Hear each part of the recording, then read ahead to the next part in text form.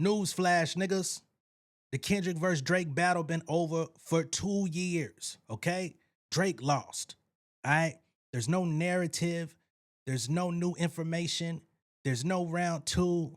There's no next battle. There's no better luck next time. There's nothing that you can do to change that. The more you try to pull shit out your ass, the worse you make yourself look, okay? That's a message from me. It's Nolan.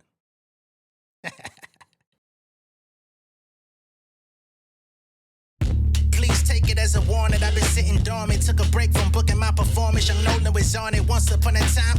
Open my destinations. Used to check the round. Q-tip in the ear. Let me say this clear so you fuck niggas hit me. You niggas suck. You ain't near me. I'm making bucks so I conduct the inquiries. My flow the truth. I can't trust in your theories. These rappers lying now. 6 million ways to demise. We got them dying out. Crying out. What is it your life about? Sincerely, I've been dedicated. Building reputations. Rising expectations. Look at me. Fighting my temptations. I've been serenaded plentifully. My imagery lyrically made with symmetry. I've been hard, killing niggas out the family tree. I feel like Benoit, used to educate them at them seminars. Now it's all about me, shining when I'm grinding. I take my talents to South Beach, they voluntary mouthpiece. I turn it down when I turn around to be flirting for surface, buffing my crown. Bitch, I'm good on my own. I got a wife and a son in my home, so get used to rejection. If any niggas say my name, hope you use protection. I cross niggas for the fun of it. Who's the pedestrian? Burn your canals just to get to the root of my questions. Oh no, LeBron body, I'm all-star, hard body like porn star body and all y'all. Airplane on my phone calls, fuck all the small talk. Press a button, your life rerouted like it's the OnStar. If you been yearning for the real, y'all should have been said it. These cowards would have been dead. Let my win set it. What's going on, beautiful people? It's the kid J Nolan here. Welcome back to another episode of Inside the Industry, your number one source for music, entertainment, commentary, and breakdowns. Hope everybody's doing well out there this afternoon. In this video, we're going to be picking up on this whole Mackwop TDE, Kendrick Lamar, GNX features 10K of royalties bullshit. And, you know, it's so interesting that when the narratives dry up, certain people just keep rehashing old stories and try to throw it into your face to make you, I guess, relive the moment or to try to find, I don't know, grooves in the door to see if it'll crack. Like the door is locked, sealed shut with fucking steel doors. But if they see an ant crawl through that bitch, they say, nah, there's still some room. You know what I mean? So this whole Kendrick Lamar, GNX features, he only gave them 10K to feature on the album or made them choose between getting their royalties. Is Kendrick a fuck nigga? Is he stealing from these guys? This thing has been floating around for months. Dejan Paul, who used to be associated with Back on Fig and Community and all that, which by proxy is affiliated with TDE, they fell out. He decided to become their mortal enemies, right? So anything anti-TDE, anti-Kendrick, he's now latching himself to that, despite previously supporting him and them for years, right? So he comes with this narrative saying, oh, Kendrick didn't do enough for the artists. First, it was the artists weren't good enough. First, it was these artists didn't go off and do anything of significance after being featured on the album, as if that has anything to do with Kendrick. But then when that didn't work, it's, oh, he's not doing enough for them financially. He's taking advantage of them. We've already addressed the 10K thing. Go find your favorite artist and ask them how much they were paid for their first major feature in the music industry. I don't have to say anything. You go do the work, right?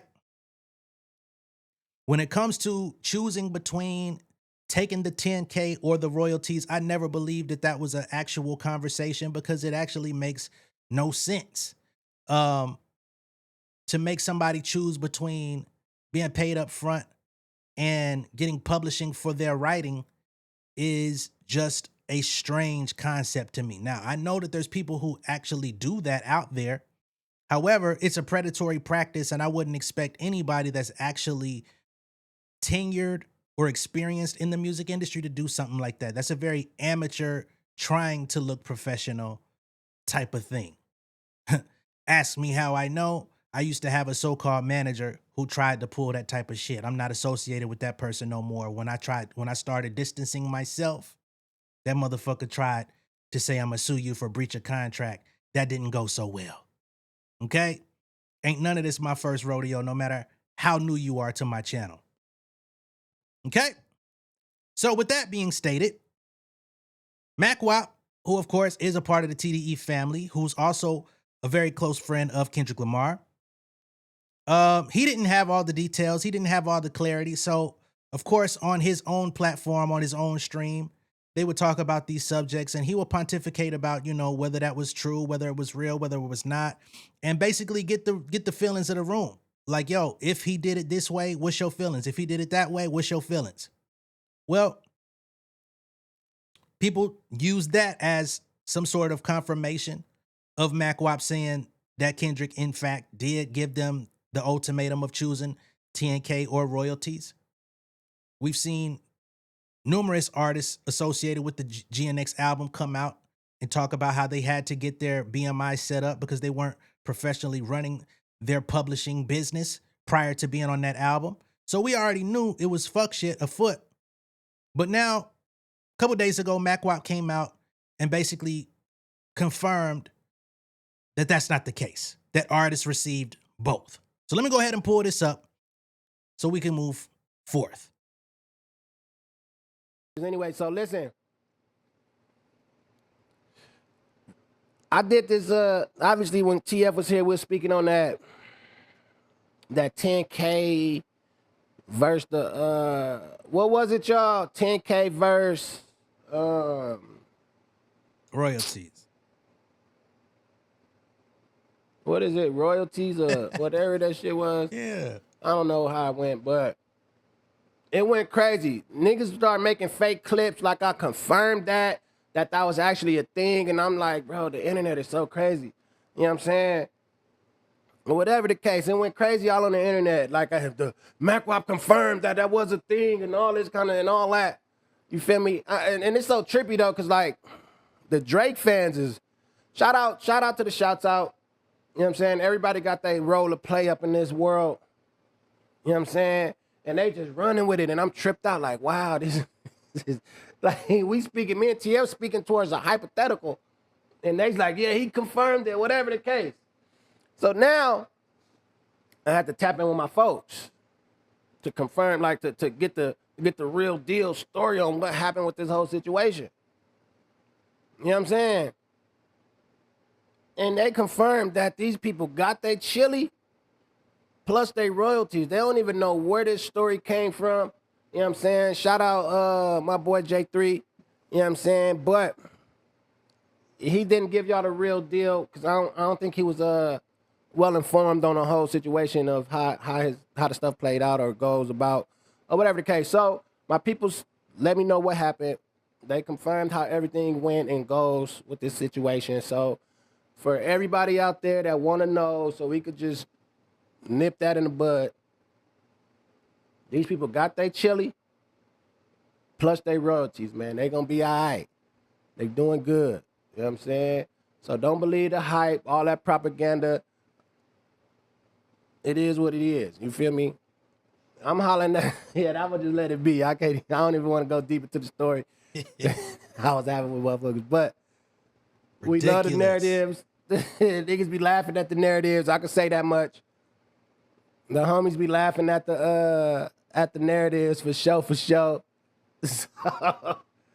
I was laughing at my folks laughing at these narratives, man. It's like they to the point where my people sending me clips of what niggas is saying and they laughing at it like, yo, this right here had me crying, this narrative. I swear to God, I was like, for sure. Long as you find it funny, because I was getting irritated with some of these niggas' narratives at some point. But my folks found it funny, so I was like, all right, cool. I don't even care to debunk that for real on the internet no more. You know what I'm saying? So shout out to the shouts out. You know what I'm saying? W to PG Lane, WTDE. Shouts out to the shouts out. My boy Dave Freeze out there on an island somewhere, smoking cohibas, feet kicked up, better living, man. Blue waters. You know what I'm saying?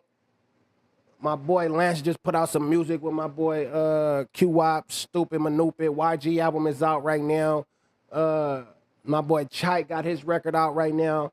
You know what I'm saying? It's a lot of fire music surfacing from LA, man. So shouts out to the shouts out, bro. You dig? Appreciate. All right. So that's Mackwop giving his final assessment of the situation. He said he tapped in and got the info direct. And all of the shit that niggas been talking about is straight bullshit, right? Which I already assumed that from the beginning. But it's good to at least get a confirmation on the other side of it, because this shit, man, the way this online thing is unfolding as of recent, with the information that I'm now privy to, with the investigations that are going on, with the alleged payments being substantial figures. We're not talking about people getting $500. We're not talking about people getting wired $1,000 for lunch, you know what I'm saying, type shit. We talking about 5, 10, 15, 20, 60, upwards of $80,000 transactions allegedly that are being sent out allegedly for smear campaigns, allegedly to content creators and pages on the internet, right? So what once seemed like innocent discourse, or even, just foolish babble, you know what I'm saying? Because a couple years ago, when I started seeing these accounts, I literally just thought that it was organic stupidity. You feel me? And I'm like, okay, that's cool. Organic stupidity. You can't really do nothing about that. You can't really, you know what I mean? You can't hold somebody accountable that don't know no better. At least not in this internet shit. So it's like, okay, we'll just debunk the shit, right? It makes the news, it goes viral. We'll debunk it. We'll explore what niggas is talking about and get to the bottom of it. Cause, over here, I don't really like to theorize about too much. You know what I'm saying? I'll give a theory based on a set of facts and I'll interpret it in my own way. But I don't like to just come up with some shit out my ass and try to make shit fit. It don't really serve me to do that. And what's so funny is the very people that have their names or their associates' names that are wrapped up in this shit, they'll come and say, oh, J Nolan, you're getting paid. How much are they paying you? How much is PG Lang paying you? How much is TDE paying you? How much is Rock Nation paying you? They ain't paying me a motherfucking thing. Ain't nothing they can pay me. You know what I'm saying? Like, I got my own shit going on. Ben had my own shit going on. Will continue to have my own shit going on. So I don't really care to be associated with anybody like that, unless it's something productive on the music side, or if somebody want to do an interview or some shit like that, if niggas want to really chop it up. But outside of that, what do I gain? You don't gain access from talking to a nigga 1 or 2 times in your lifetime. I don't give a fuck about no shit like that. Anyway, I'll take it off myself. But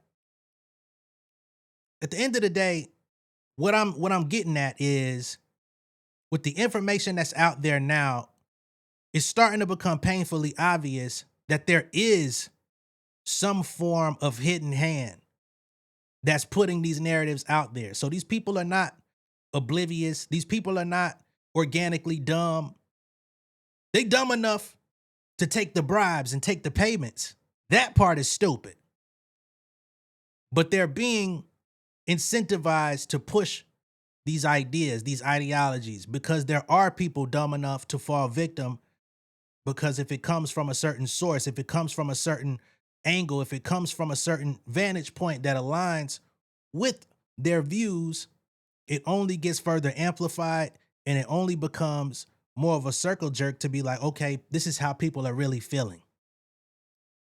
You know what I'm saying? We've looked into the PR companies. We've read the articles about people saying that 90% of what we see on the internet today is ran by companies feeding, whether it be positive or negative. You know what I'm saying? Some of these people are funding their own negative stories about themselves because it keeps them in the conversation, right? So with that being stated, just stay on your square. You know what I mean? Be vigilant with your own mind. Have your own individual thought, regardless of how anybody responds to you. You know what I'm saying? And based on the video I did yesterday about these content creators and pages that are being investigated and looked into, I found myself being attacked today by one of these fucking barbs. You know what I'm saying? This chick done camped out on my goddamn notifications for an hour straight. I had to block her ass. You know what I'm saying? Talking about something, just wait till I go tell my barbs you on the op list. I've been on the motherfucking op list. I've been on the op list since goddamn Megan Thee Stallion dropped hits. What's new? Fuck out of here. You know what I mean? So it's like, but the fact that this person started tagging No Spin TV and like trying to find favor with these different people, then went and actually tagged the DJ that don't spin, like, hey, this is the guy that's doing this. I'm like, oh, okay. Make it painfully obvious who you answer to or who you may be getting some of your pecking orders from along the ranking. Ain't got shit to do with me. I'm just a nigga covering some shit. I clock out. You know what I'm saying? I turn the camera off. I go enjoy my motherfucking life. I'm on the bowling lanes with it. I don't give a fuck about none of this shit too deeply these days. But we're going to talk about what need to be talked about. So let's move on. So as we get over the fake narrative about the GNX features, we get this guy here, Top 5 Troy. I've seen his name a couple of times. I've seen a couple videos circulating online, but I'm not like super aware of who he is or who he's supposed to be. But he has this video here that CY Shells, who may, you know, I didn't see your name on that motherfucker, but you treading a line, homie. But he posted this. He says, Top 5 Troy says, Drake gave Molly Santana a bigger alley-oop on Iceman than Kendrick gave his featured artist on GNX. You see how they try to find another way of revitalizing the competition? Drake couldn't beat Kendrick in a battle. So now let's see who does better with aligning their features. I've seen some debates about out there where they're trying to say, oh, let's now debate about who's the better writer between Kendrick Lamar and Drake. I would think the better writer would be the one with the writing achievement in a Pulitzer Prize. What the hell? I think the one who's the better writer will be the one who has multiple motherfucking studies going on at some of the highest academic institutions in the world, Craig. Unpacking his lyrics. But let's get to Top 5 Troy. He argues that Drake placed Molly Santana alongside Future, making it easier for her to retain listeners because their audiences naturally overlap. So here we get into the streaming conversation. Because remember, when Iceman dropped, Molly Santana saw a big spike in Spotify monthly listeners. So they're now trying to gauge that as some form of success and launching pad for Molly Santana, which if it is, salute to her. I don't have no issue with her. You know what I'm saying? But I find it very interesting that they use her as a pawn in this conversation when they probably don't even listen to her themselves. He says he believes Kendrick's features introduced fans to artists like Lefty Gunplay and AZ Chike, but their music is too different from Kendrick's for that audience to fully carry over.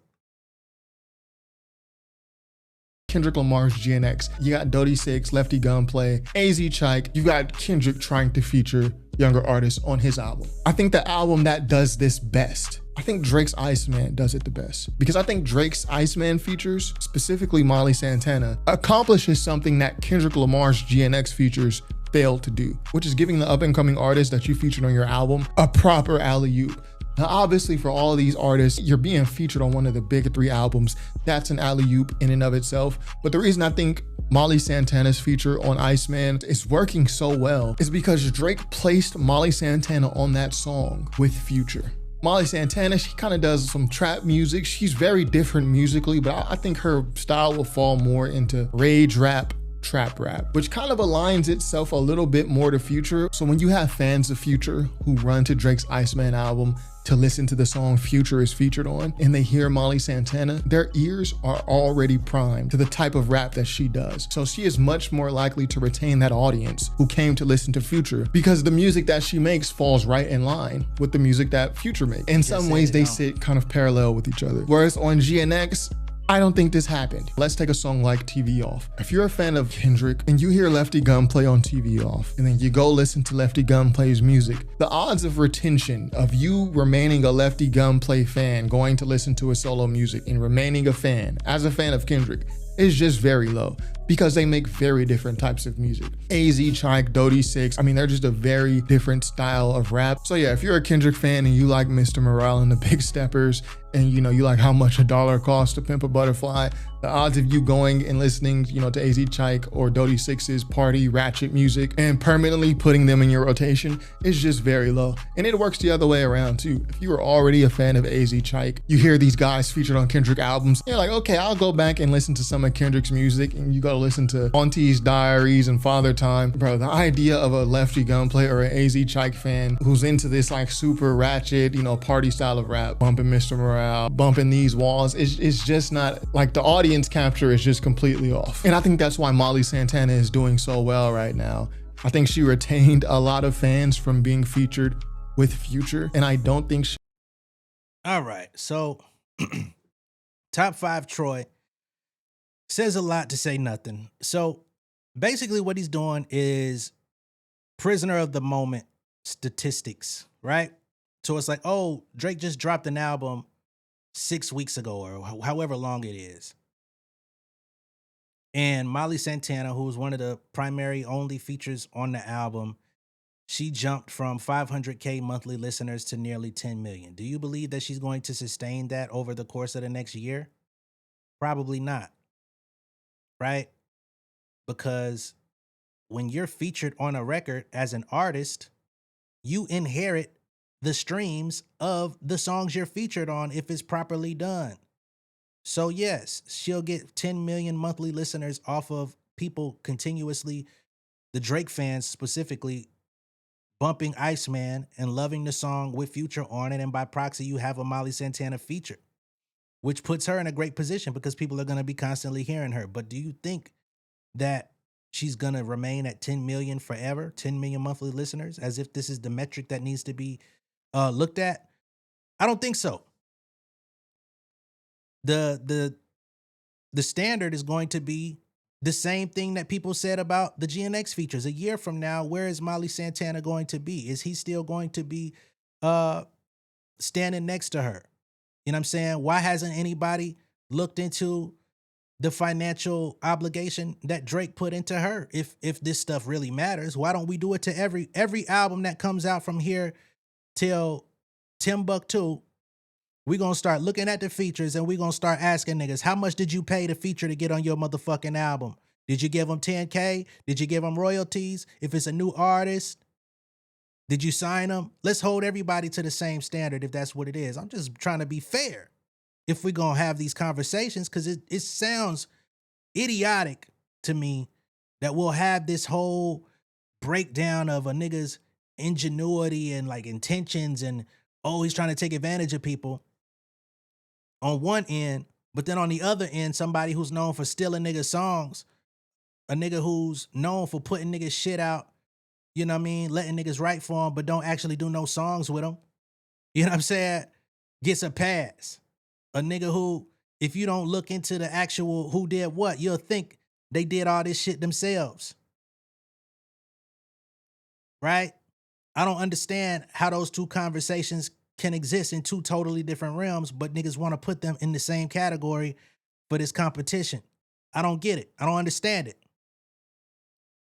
Now, getting to the subject of the GNX album and the features on the album, how would you contest that he didn't do a good job of retention for the features when he, arguably, he as in Kendrick, went and did the style of music that they do so that they would fit comfortably on the album?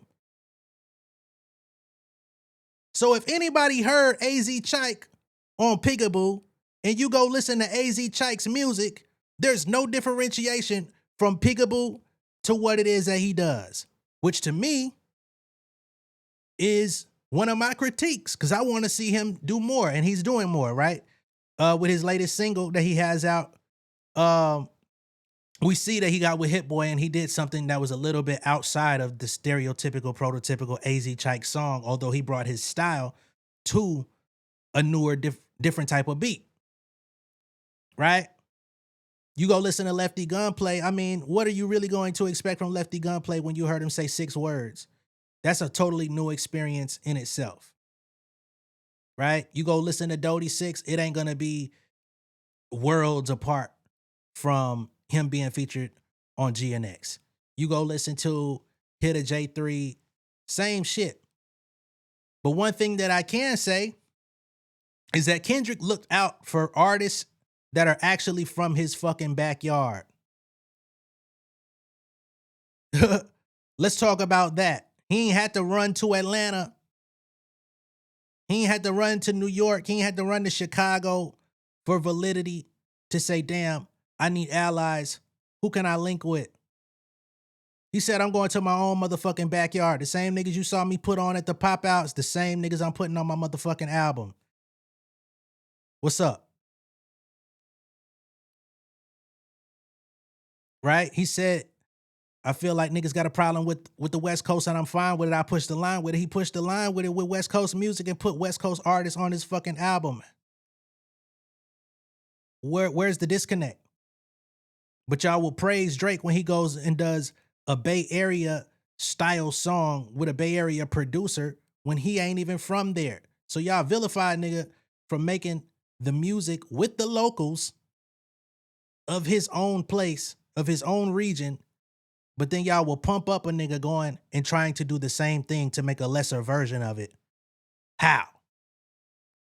Get the fuck out of here. And that ain't about no alliance. That ain't about no campaign. That ain't about nothing. That's just a genuine music nigga talking. As somebody who been living, listening, consuming, partaking, and my motherfucking pen is involved in hip hop in all ways since I was a fucking kid. So don't come around here with that bullshit, man. Let me know what y'all think of all this down below in the comments. Be sure to like and share this video. If this is your first time seeing me on YouTube, go ahead and subscribe to the channel. Become an insider. I'll catch y'all on the next one, man. This shit exhausting. We got to have other things, better things to talk about in this music game. We cannot still be on 2024 trying to create another way to keep tapping back into that dry ass rock. It's over. Y'all should have helped that man write better songs if y'all wanted to keep him at that level. I see y'all later though. Peace.